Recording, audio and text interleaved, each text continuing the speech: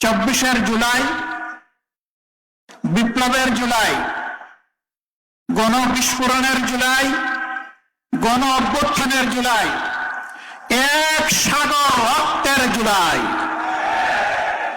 ও জুলাই না হলে আজকে এখানে দাঁড়াতে পারতাম না, কথা বলতে পারতাম না, মানুষের কাছে যেতে পারতাম না, মানুষের অধিকারের জন্য প্রকাশ্যে লড়াই করতে পারতাম না। যাদের কারণে আজকে এখানে দাঁড়ানো, আমি আজ গভীর শ্রদ্ধার সাথে দিনাজপুরের 11 জন সহ সারা বাংলাদেশের সমস্ত শহীদদেরকে স্মরণ করছি।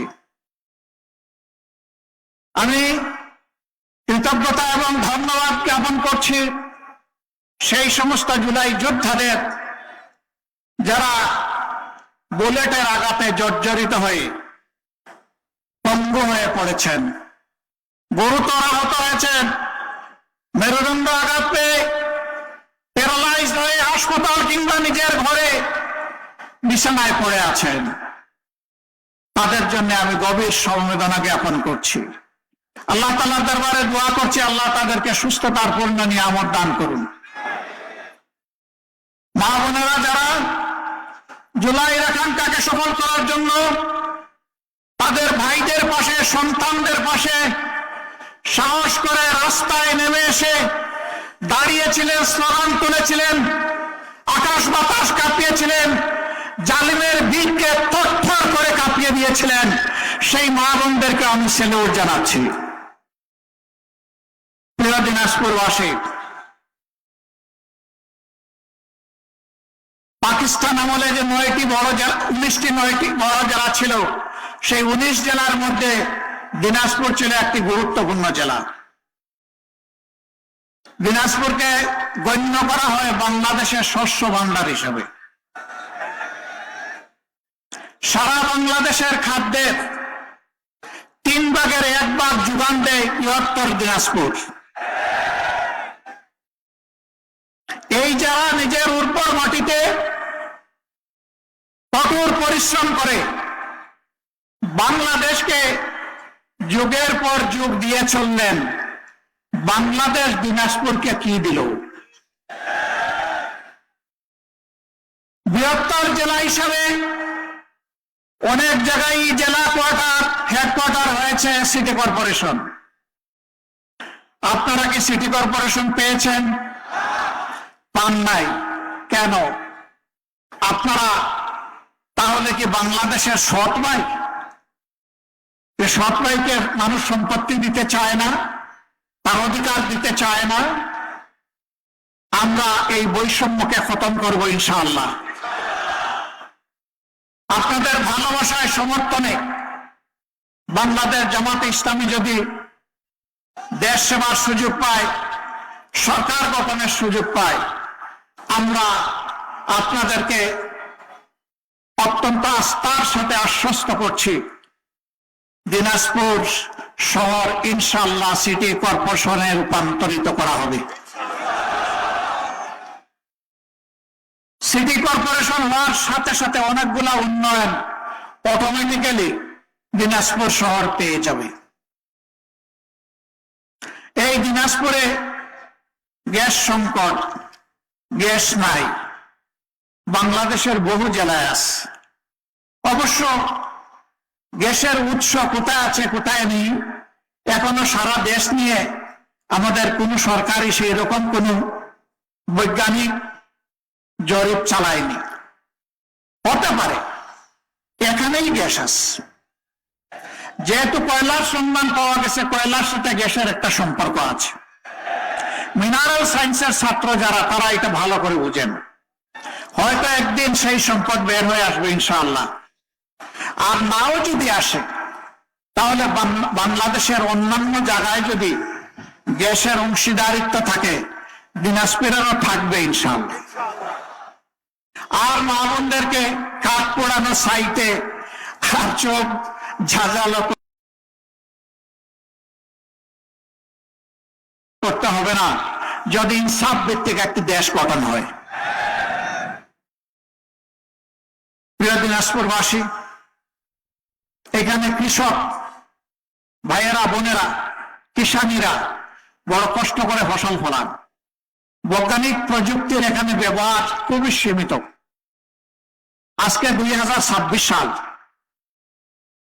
বিশ্বের বিভিন্ন দেশ স্বাধীন হওয়ার 25 বছরের ভিতরে কৃষিতে আধুনিক যন্ত্রপাতির সমন্বয় ঘটিয়ে স্বাভাবিক অবস্থার চাইতে 4 গুণ বেশি ফসল উৎপাদন করছে। আমরা হাড় ভাঙা পরিশ্রম করি, কিন্তু আমাদের জমিতে সেই ফসল ফলে না। আমরা চাই উত্তরবঙ্গ হোক আমাদের কৃষি শিল্পের রাজধানী। আমরা সেই শিল্পই এখানে গড়ে তুলব ইনশাআল্লাহ। কৃষিতে আর পুরানো ধাঁচা এখানে চালানো হবে না। এখানে কৃষিকে আধুনিকায়ন করে আধুনিক লজিস্টিক সরবরাহ করে ন্যায্য এবং স্বল্প মূল্যে কৃষকের হাতে তুলে দিয়ে আমরা এই জমির উৎপাদন বাড়িয়ে তুলব। বলবেন যে কিছু কিছু উৎপাদন করার পরে ওটারই তো সঠিক বাজার মূল্য পাই না। আবার সংরক্ষণের অভাবে অনেক সময় আমাদের উৎপাদিত ফসল ধ্বংস হয়ে যায়। আমরা আপনাদেরকে কথা দিচ্ছি, ফসলের ন্যায্য মূল্য ইনশাআল্লাহ নিশ্চিত করা হবে এবং ফসল এবং সবজির সংরক্ষণও নিশ্চিত করা হবে। জায়গায় জায়গায় সংরক্ষণাগার ঘরে খোলা হবে, তাহলে সারা বছর বাংলাদেশের মানুষ স্বস্তির সাথে ন্যায্য দামে, কমেও নয় বেশিতেও নয়, তারা সেই কৃষি পণ্যগুলা পাবেন। কারা করবে এটা? যারা মানুষের তকদির নিয়ে টানাটানি করে তারা, নাকি যারা আল্লাহকে ভয় করে মানুষের আমানত রক্ষার জন্য সদা ভীত সন্ত্রস্ত থাকে তারা? যারা আল্লাহকে ভয় করে তারাই করবে ইনশাআল্লাহ। দিনাজপুরের মানুষ শিক্ষিত এবং বদ্ধ, এইখানে কোনো চাঁদাবাজি হয় না। ও মা, এখানেও হয়? শিওর? আরো বেশি? বেশি না কম? আচ্ছা, এটাও বাদ দিলাম, হয় এটা ধরে নিলাম। ছাতাবাজিকে ভালোবাসেন যারা, তারা একটু হাত তুলেন দেখি। ছাতাবাজের বন্ধু হতে যারা রাজি, তারা একটু হাত তুলেন। আসলে ছাতাবাজরা এত জ্বালাইছে, কোন জায়গায় হাত তুলবে আর কোন জায়গায় নামাবে অনেকে সেটাই টের পাচ্ছে না। ছাতা নিয়ে মানুষকে দিশাহারা করে ফেলেছে। পিঠাপুলির একটা দোকান নিয়ে আমার একটা মা বসেছে রাস্তার পাশে ফুটপাতে, ছোট্ট একটা ভ্যানের উপরে, সেইখানে আসে চাঁদা ছয়। লজ্জা হয় না? এই মাকে আমার দেশ এখনো সম্মানিত করতে পারেনি। পেটের কুটার জ্বালায় কুটা নিবারণ করতে নিজের ঘরে হাতের তৈরি জিনিসগুলো নিয়ে এখানে এসেছে বাচ্চাদের মুখে একটু খাবার তুলে দেবে, তুমি এসে ডাকাতের মতো সেখানে অংশ বসাও। লজ্জিত আমরা, লজ্জিত বাংলাদেশ। এই লজ্জার হাত থেকে বাংলাদেশকে আমরা উদ্ধার করতে চাই। ইনশাআল্লাহ আমরা পারবো, কারণ আমরা ঘোষণা করেছি চাঁদা আমরা নেই না এবং কোন চাঁদাবাজকে আমরা চাঁদা নিতে দেব না। যারা নেয় না তারা এই কথা বলতে পারবে, যারা নেয় তারা এই কথা বলার কোনো সাহস রাখে না। আমরা বলেছি সব ধরনের দুর্নীতি বন্ধ হবে। দুর্নীতি আমরা তো করবই না, করার প্রশ্নই উঠে না। এই সোনার বাংলাদেশে আর কাউকে দুর্নীতি করতে দেওয়া হবে না। মুশকিলে পড়েছে এখন দুর্নীতিবাজ আর চাঁদাবাজরা। বলে যে জামাতের আমির বলে কি, আমরা এখন যাবে কোথায়, আমরা খাবো কি? না রে ভাই, তোমরা এই দেশের মানুষ, আমরা তোমাদেরকে ভালোবেসে বুকে টেনে নেব। আমাদের মতো তোমরাও পরিশ্রম করে সম্মানের সাথে উপার্জন করে সম্মানের সাথে এই দেশে, এদেশের গর্বিত নাগরিক হিসাবে তোমরাও বসবাস করবে ইনশাআল্লাহ। এই জন্য যত ধরনের সহায়তা তোমাদেরকে দেওয়া দরকার সব দেওয়া হবে। তবু আল্লাহর রাস্তে বলবো, চান্দা তোমরা নিও না, দুর্নীতি তোমরা করো না। মা বোনেরা, আজকে নিজেদের প্রয়োজনের তাগিদে মেধা ভিত্তিতে তারা সমাজের উন্নয়নে ভূমিকা রাখেন, কিন্তু সমাজে তাদের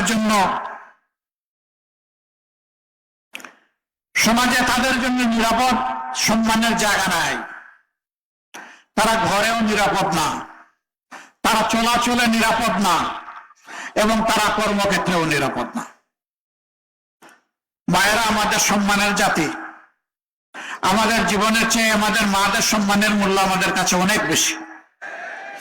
আমরা কথা দিচ্ছি, হে বাংলাদেশ, আমরা তোমাদেরকে এমন একটা মায়ের জাতি উপহার দেব ইনশাআল্লাহ, যারা ঘরে, যাতায়াতে, কর্মস্থলে পূর্ণ মেধা এবং যোগ্যতা নিয়ে দেশ গড়ার কাজে অবদান রাখবেন। সেখানে তারা ইনশাআল্লাহ সম্পূর্ণ নিরাপত্তা এবং সম্পূর্ণ সম্মানের সাথে দায়িত্ব পালন করবেন। আমরা তাদেরকে আমাদের মাতার তাজ হিসাবে মাথায় তুলে রাখব। কারণ আমরা যে মায়ের উদরে জন্ম নিয়েছি, আমরা যে মায়ের গর্ভে জন্ম নিয়েছি, কেউ তো বাপের গর্ভে আমরা জন্ম নেইনি। কেউ দুনিয়ায় জন্ম নিয়ে বাপের বুকের দুধ খাইনি। দুধ খাইয়েছেন আমার সে মায়াবিনী মা। আমার সেই মায়াবিনী মা আমাকে 285 দিন পেটে ধারণ করেছেন। এ মায়ের ঋণ পরিশোধ করার কোন শক্তি কোন সন্তানের নাই। তাই এই মাকে আজীবন আমাদের সম্মান করতে হবে। এই জন্যই মায়ের প্রতি আমাদের আলাদা সম্মান। একদল দুর্বৃত্ত বলে আমরা যদি দেশ পরিচালনার সুযোগ পাই, সরকার গঠন করি, মা বোনদেরকে আমরা ঘরে বন্দি রাখবো। যারা বাংলাদেশ জামাত ইসলামীর প্রতি আজকে নারী সমাজের ভালোবাসা এবং সমর্থন দেখে ভীত সন্ত্রস্ত, তারা এই সমস্ত কথা বলে আমাদের মা বোনদেরকে তারা ধোঁকা দিতে চায়। তারা আমাদের মা বোনদের সাথে কি আচরণ করে, আমাদের মা বোনরা এই সাক্ষী আমাদের বলতে হবে না। মা বোনরা তাদেরকে ভালো করে চিনে। এরা আমাদের বিরুদ্ধে অপপ্রচার করত। এদেশের তরুণ যুব সমাজ কোনোদিন জামাতকে সমর্থন করবে না। এদেশের নারী সমাজ কখনো জামাতকে মেনে নেবে না।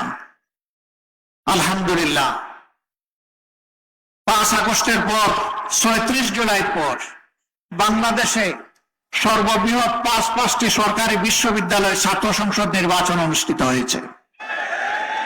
সেই নির্বাচনগুলোতে আমাদের মেয়েরা প্রমাণ করেছে যে আমরা ছেলেদের চাইতেও ছাত্র শিবিরকে আমাদের আস্থার জন্য বেশি পছন্দ করি। ওদেরকে জিজ্ঞেস করা হয়েছে, তোমার তো ড্রেস টেস ঠিক নাই, তুমি ছাত্র শিবিরকে ভোট দিবা কেন? বলছে যে ছাত্র শিবিরের কাছে আমরা নিরাপদ, এই জন্য ছাত্র শিবিরকে ভোট দেব। মায়েরাও আজকে তাই বলছেন, জামাত ইসলামের কাছে আমরা নিরাপদ, এই জন্যই আমরা জামাত ইসলামকে বেছে নেব। মুবারকবাদ আপনাদেরকে। বহু জায়গায় আমাদের মাদের উপর আক্রমণ শুরু হয়ে গেছে। কালকে কিছু মাকে সান্ত্বনা দিতে গিয়ে বলেছিলাম, আপনারা বড় গর্বিত, আপনারা ইসলামের সোনালী ইতিহাসের উজ্জ্বল নক্ষত্র। আল্লাহর নবীর কাছে, মুহাম্মদ রাসূলুল্লাহ সাল্লাল্লাহু আলাইহি সাল্লামের কাছে কোরআন নাযিল হওয়ার পর সর্বপ্রথম যিনি জীবন দিয়েছেন তিনি আমাদের আম্মা জান, আমাদের গর্বিত মা হযরত সুমাইয়া রাদিয়াল্লাহু তাআলা। তার আগে কোনো পুরুষ শাহাদাত বরণ করেননি। উহুদের ময়দানে রাসূল করিম সাল্লাল্লাহু আলাইহি সাল্লামকে শত্রুপক্ষ যখন তলোয়ার, নেজা, বল্লম, বর্ম, খঞ্জর, তীর দিয়ে একের পর এক আঘাত করতে এসেছিল, পুরুষরা তখন যুদ্ধের ভয়াবহ সময়ে নবী করিম সাল্লাল্লাহু আলাইহি সাল্লামের পাশে ছিলেন না। আমাদের আম্মা জান হযরত নুসাইবা রাদিয়াল্লাহু তাআলা আনহা চতুর্দিকে ঘুরে ঘুরে আল্লাহ রাসূলের ঢাল হয়ে কাজ করেছিলেন। যুদ্ধের পরে তার দেহে 70টা ভারী জখম, তাজা রক্ত ঝরছিল, তীর তখনও ঝুলছিল। ভাঙা দাঁত দিয়ে রাসূল করিম সাল্লাল্লাহু আলাইহি সাল্লাম মায়ের দেহ থেকে তীরগুলো খুলে দিয়েছিলেন। নিজের মুখের লালা নিয়ে মাবুদের নাম নিয়ে লেপে দিয়েছিলেন, তিনি সুস্থ হয়ে উঠেছিলেন। মুতার যুদ্ধে মক্কার জীবনে যিনি সবচেয়ে বেশি আল্লাহ রাসূলকে কষ্ট দিয়েছেন নারী হিসাবে, তিনি ছিলেন আবু সুফিয়ানের স্ত্রী হিন্দা। ওহুদের যুদ্ধে হামজা রাদিয়াল্লাহু তাআলা আনহুর বুক ছিঁড়ে কলিজা টেনে বের করে চিবিয়েছিলেন জিদ মেটাতে গিয়ে। তিনি যখন ইসলাম কবুল করলেন, মুতার যুদ্ধের একজন যোদ্ধা হিসাবে অংশগ্রহণ করলেন। ভয়াবহ যুদ্ধ, থরথর করে মুজাহিদদের পা কেঁপে উঠল। তারা একটু পিছন ফিরতে চেয়েছিলেন, এই মা ডানা মেলে চিৎকার দিয়ে বাঘিনীর মতো দাঁড়িয়ে বলেছিল, সাবধান, যুদ্ধের ময়দানে মুমিনদের জন্য পিছে ফেরা সম্পূর্ণ হারাম। কাউকে আমি পিছে ফিরতে দিব না, সামনে এগোতে হবে। আমার তলোয়ার তোমাদের সাথে শত্রুর বিরুদ্ধে জ্বলকে উঠবে ইনশাআল্লাহ।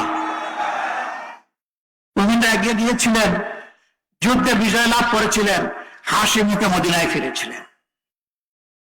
আপনারা সেই মায়ের জাতি, এই অলংকার, এই অহংকার আপনাদের। আল্লাহ আপনাদের সম্মান বৃদ্ধি করে দিন। বাংলাদেশের মুসলিম জনতার মুক্তির জন্য আপনারা 24-এ যে সাহসী দায়িত্ব পালন করেছেন, আরেকটা যুদ্ধ, ভোট যুদ্ধ হবে আগামী 12 তারিখ, সেখানে একই দায়িত্ব পালন করবেন ইনশাআল্লাহ। তাহলে মায়েদেরকে এই দায়িত্ব দিয়ে আপনারা কি অবসরে চলে যাবেন? আপনারা তার চাইতে বেশি জ্বলে উঠবেন ইনশাআল্লাহ। আপনার ভোট আপনি দিবেন, যাকে পছন্দ তাকেই দেবেন। ওই আগের স্লোগান বাতিল। একদল দুষ্ট বলতো, আমার ভোট আমি দিব, তোমারটাও আমি দিব, ওইটা শেষ। তোরটা তুই দে, আমারটা আমি দেব। আমারটা দিতে আসলে কাউকে ছেড়ে দেব না। পারবেন? আলহামদুলিল্লাহ। এমন বাংলাদেশ আমরা করতে চাই যেখানে শিশুটি জন্ম নেওয়ার পরে সে তার 3টি অধিকার সাথে সাথে পেয়ে যাবে। একটা হচ্ছে তার বাঁচার অধিকার, অর্থাৎ তার পুষ্টির অধিকার। দ্বিতীয়টা তার সুস্বাস্থ্য রক্ষার অধিকার, অর্থাৎ স্বাস্থ্য সেবা। তৃতীয়টা তার শিক্ষার অধিকার। এই দিয়ে শুরু। এরপরে সে কিশোর হবে, যুবক হবে, সুশিক্ষা নেবে, সে দক্ষ হবে, সে দেশে কিংবা বিদেশে এই দেশের জন্য কাজ করবে। তার গর্বের সাথে পরিচয় দেবে, আমি একজন বাংলাদেশী। এই শিশু এই 3 উপাদানে বড় হলে জীবনেও চাঁদাবাজ হবে না ইনশাআল্লাহ।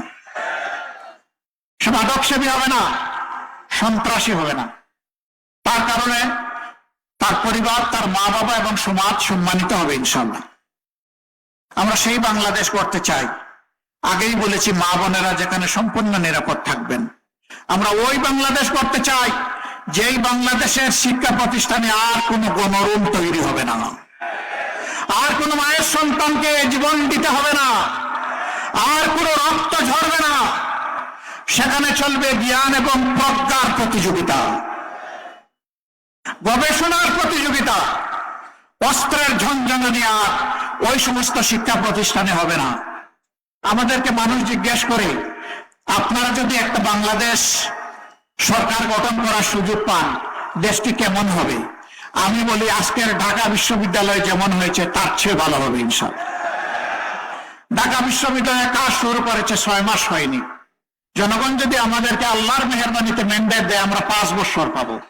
ওরা 1 বছরের জন্য নির্বাচিত হয়েছে, আমরা সুযোগ পাবো 5 বছর। সেই 5 বছর আমরা এদেশের জনগণকে সাথে নিয়ে জনগণের জন্য জনবান্ধব বাংলাদেশ গড়ে তুলবো ইনশাআল্লাহ। আজ ঢাকা বিশ্ববিদ্যালয়ে মাদকসেবী নাই, বখাতে নাই, গুন্ডাপান্ডা নাই, বাইরের সন্ত্রাসীদের প্রবেশ নাই। আজকে সেখানে আছে সুস্থ পরিবেশ আর শিক্ষার প্রতিযোগিতা। সেই বাংলাদেশি আমরা স্বপ্নে দেখি, ওই বাংলাদেশি আমাদের ভীষণ, ওই বাংলাদেশি ইনশাআল্লাহ আমরা গড়ব। সম্মানিত দেশবাসী, আমরা ওই বাংলাদেশটা করতে চাই যেখানে বিচার অর্থের বিনিময়ে কেনা যায় না, যেখানে বিচার গরিব, ধনী, শিক্ষিত, স্বল্প শিক্ষিত কিংবা শিক্ষার অলবঞ্চিত সকলের জন্য সমান হবে। ওই বাংলাদেশকে আমরা চাই যেখানে ধর্মে ধর্মে আর কোন সংঘাত হবে না,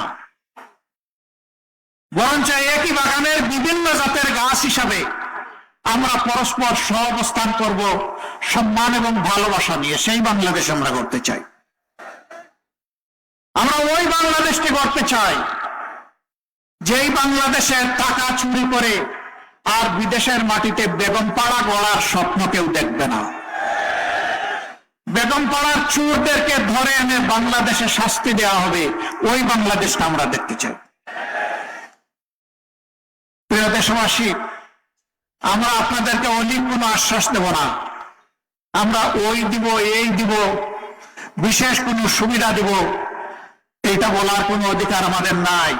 আমরা কে? আমার বাপের সম্পত্তি দিব আপনাকে দয়া করে?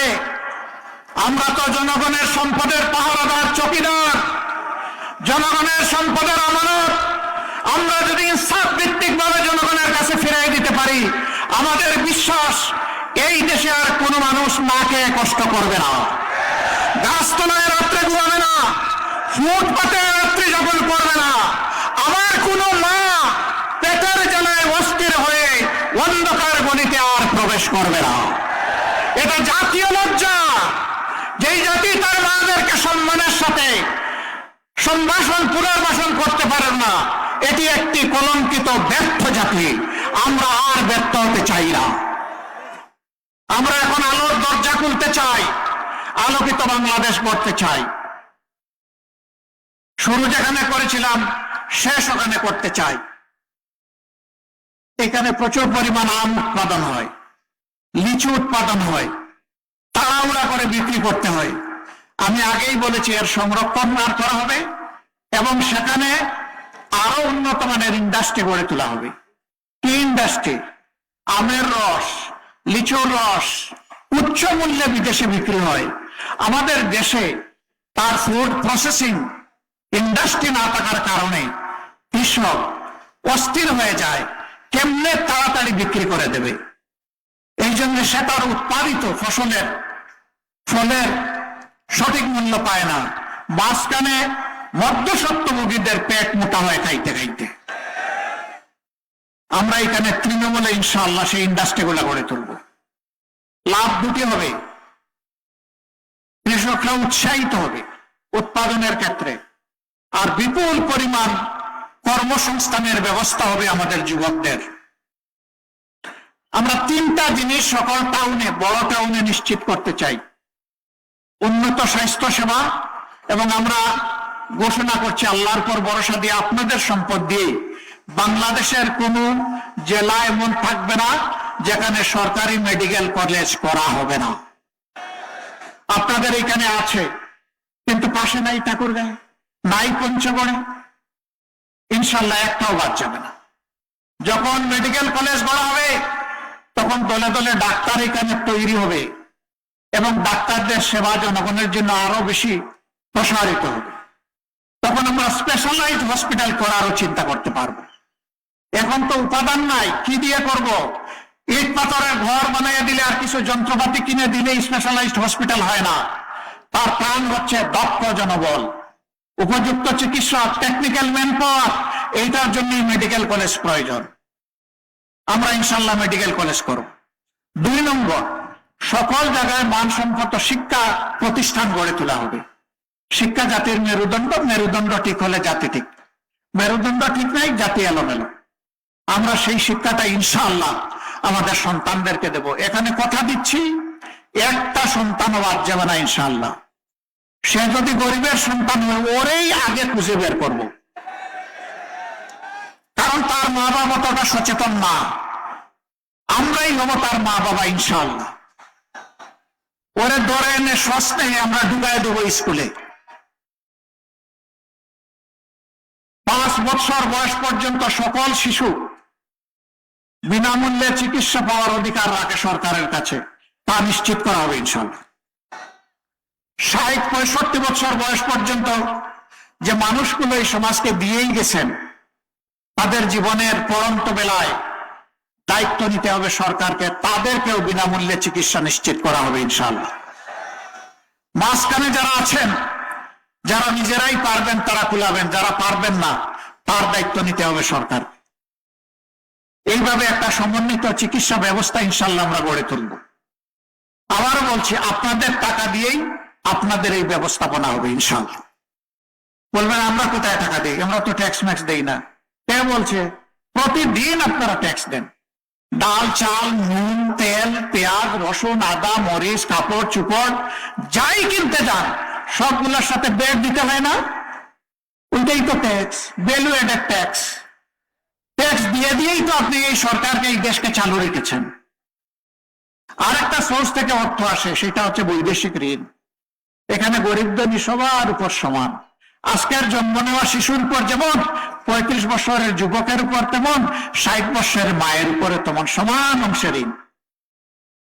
অতএব আপনার টাকা দিয়ে আপনার কাজ করতে সরকার বাধ্য হবে ইনশাআল্লাহ। বলবেন আপনারা এত কথা বলছেন, টাকা পাবেন কই? ওই যে আপনাদের টাকা, আর চোরদের হাতটা জাস্ট একটু অবশ করে দেওয়া হবে, আর কিছু না। আপনাদের টাকার বরকত বেড়ে যাবে ইনশাআল্লাহ। এইভাবেই আমরা বাংলাদেশটাকে করতে চাই। আজকের পরিসরে কথা কিছু রেখে দিলাম আগামীর জন্য। আল্লাহ তাআলা যেন তৌফিক দান করেন। সকল দলের প্রতি আমাদের অনুরোধ, বড় উচ্চ মূল্যে কিনা আমাদের আজকের এই পরিবেশটা, মেহরবানি করে শহীদদের প্রতি সম্মান দেখান সবাই।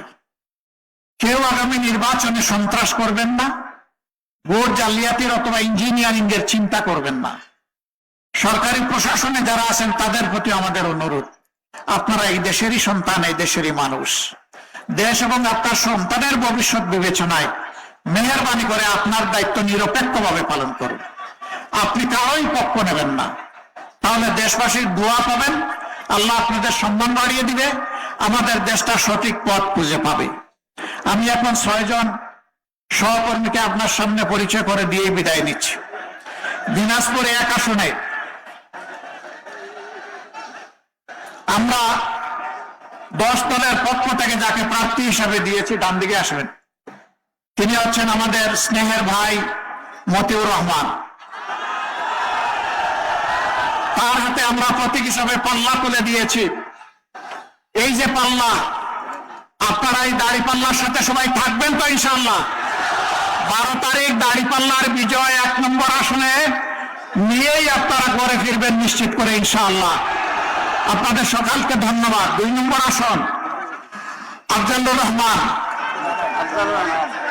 আফজালুল আহমদ, আলহামদুলিল্লাহ তার হাতেও দাড়ি পাল্লা।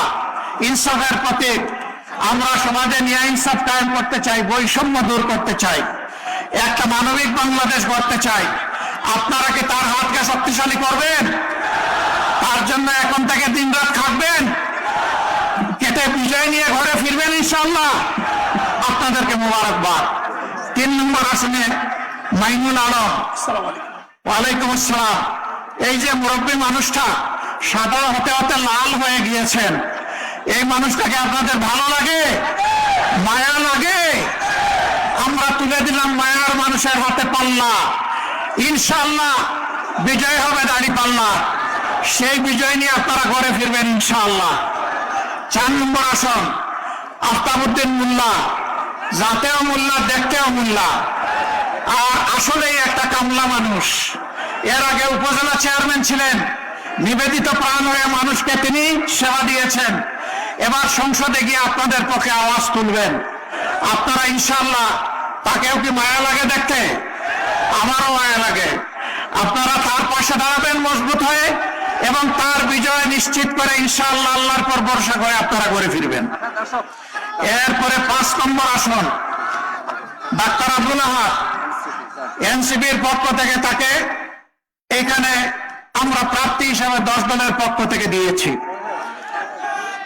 তাকেই দাড়িপাল্লা মনে করবেন, তাকেই রিক্সা মার্কা মনে করবেন, তাকেই দেওয়ালগড়ি মনে করবেন, তাকেই ভোট গাছ মনে করবেন, তাকেই ছাতা মার্কা মনে করবেন, আখের তাকে শাপলা কলি মনে করবেন এবং মনে করে একসাথে লড়াই করবেন ইনশাআল্লাহ।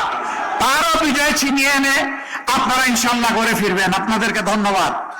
সর্বশেষ আনোয়ারুল ইসলাম, দিনাজপুর জেলার সাবেক আমির।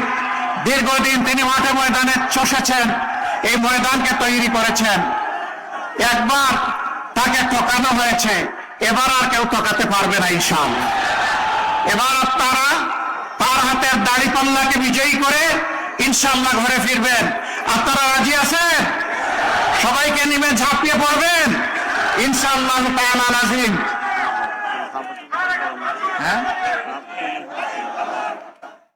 সম্মানিত ভাইগণ, বলবেন যে আমির সাহেব তো ভারী স্বার্থপর, এ পর্যন্ত শুধুমাত্র তাদের মাথার কথা বললো। আমাদের গণভোটের কি হবে? গণভোটে কি বলবো আমরা?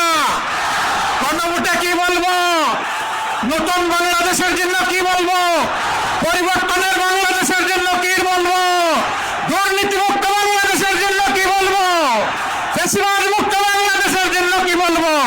চাঁদাবাজ মুক্ত বাংলাদেশের জন্য কি বলবো? আল্লাহ হাফেজ।